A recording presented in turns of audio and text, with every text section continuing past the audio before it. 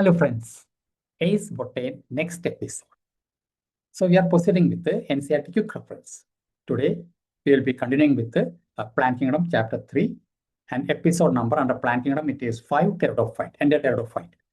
Quick reference, detailed note I already published in YouTube. Similarly, I'm putting 2 questions for a NEET practice at 4:15 p.m. So to get all this, subscribe ACE Botane, like it, share it, comment on it.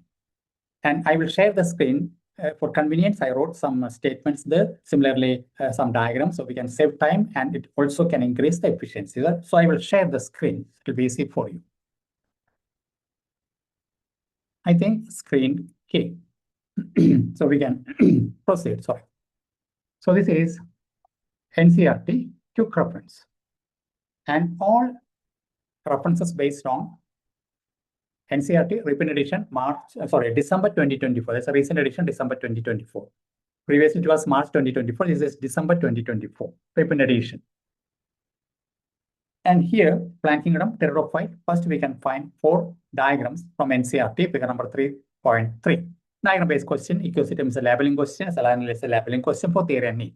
Now, when we proceed, name Pteridophyte came from Greek with 2 basic terms. One is pteron, means feathers, phyton means plants. And pteris is the Latin name for fur. I think that is clear. Now, pteridologist. Pteridologist means scientists who study pteridophyte. Here we can find presence of true stem, root, and leaves. Plants with the true stem, root, and leaves, they're often called cormophytes. Vasculature, xylem phloem first appeared in this group in Plant Kingdom. So, pteridophyte often called primitive vascular plants. Main plant body is diploid. That is sporophyte, 2N. And first plant group with the xylem and phloem, vasculature. No seed, but evolved a tendency for seed or development of seed through heterospory, leading into seed habit. But remember, no seeds in pteridophyte. And pteridophytes can be used for medicinal purposes. And they are also soil binders. I think idea clear. We can proceed to second page. Now, when we further enter into pteridophytes, starting with the leaves generally 2 types. One is microphyll, so comparatively small one. Typical example is Salaginella, NCERT, previous question. Another is leaves with large in nature, that is ferns, often called macrophylls. I think idea clear. I will just change the color. It will be easy for you. Okay, so Salaginella, microphylls, small, ferns, macrophylls, large leaves. Pteridophytes often called botanical snakes. Many reasons are there, including first land plants. See, bryophytes, they are amphibians of Plant Kingdom. So next group in zoology after amphibians are reptiles. So likewise, after bryophyte, it is pteridophyte. So that way also the name botanical snakes came after amphibians of Plant Kingdom, botanical snakes. That is reptiles, that way. I think idea clear. Now, sporophytes. Sporophyte means main plant body have sporophylls.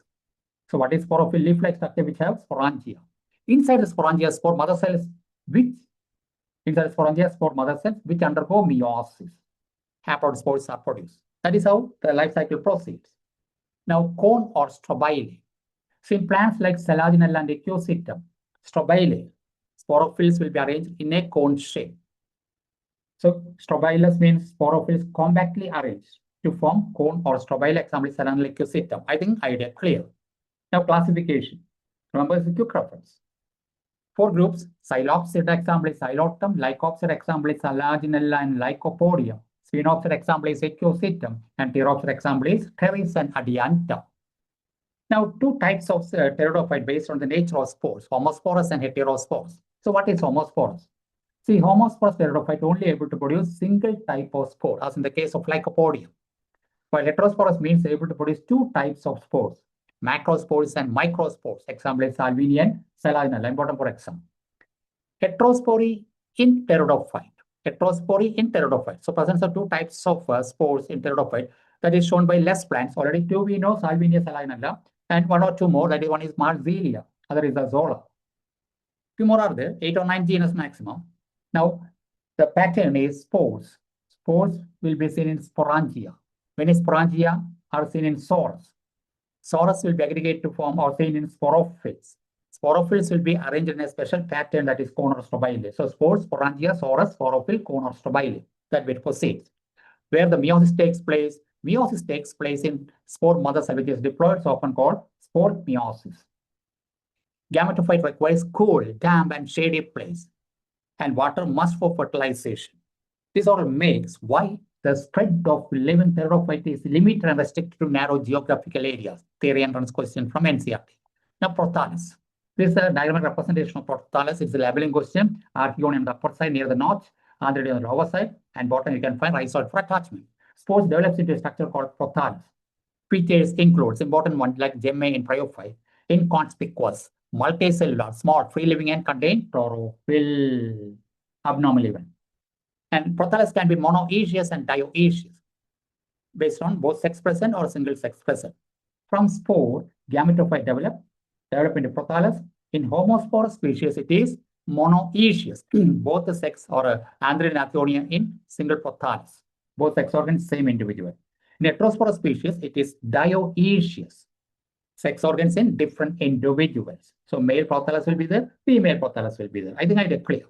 Sperms will be generally multiflagellate, means flagella. So water is needed for movement, reaches into mouth of the archegonium. Mouth of the archegonium important. Then fuses, zygote, embryo, sporophyte. Dominant phase in pteridophyte is diploid, and sporophyte it is two. I think after that it is clear. Now the last aspect, again, very important aspect, that is heterospory, its evolutionary significance, how it leads to seed habit. See, in heterosporous condition, the microspores and megaspores form gives rise to male gametophyte and female gametophyte separately. Dioecious condition. Female gametophyte will retain on the parent sporophyte for variable periods. Then male gamete reaches there. Likewise, development of zygote into young embryos takes place within the female gametophyte. In the female gametophyte, this event is supposed to be a precursor of seed habit in evolution, an important step towards seed. Remember, there is no seed in pteridophyte, a tendency to develop through seed habit, heterospory. And that is given in NCERT by number 32. Many scientists not fully accepted this view due to retention not established. No much protection for the structure that can develop into next to plant.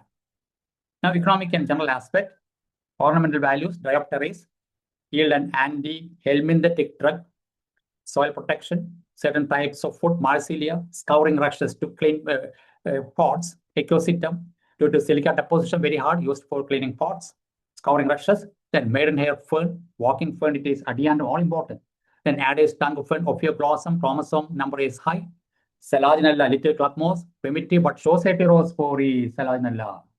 Resurrection plant, heterospory. Salvinia, weedy pteridophyte, weedy pteridophyte, Salvinia, a solid biofertilizer, very small, able to fix nitrogen due to cyanobacteria. Now, club moss is Lycopodium, ending with the moss, but it is pteridophyte, Lycopodium. Selaginella lepidophylla, it is often called resurrection plant. Now, life cycle. Life cycle, just mentioned, I told you it is quick reference.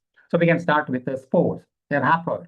And it starts the gametophytic generation. It develops into prothallus, heart-shaped structure, two types of sex, Archegonia androidia. Then from male gamete, female gamete, fuses, zygote. From here onwards, diploid. Zygote into embryo, embryo into sporophyte, sporophyte develop sporophyll have sporangia, sporangia have spore mother cell, again meiosis. So meiosis in spore mother cell. Then gametophytic generation starts here. Gametophytic generation ends here. Sporophytic generation starts here, ends in spore mother cell. That is how the life cycle. I think idea clear. This is quick reference. Remember, detailed note I will publish in YouTube, same channel. So if you like this episode, subscribe, support, and like it, share it, comment on it. We'll be continuing the series. So take care. Bye. Thank you.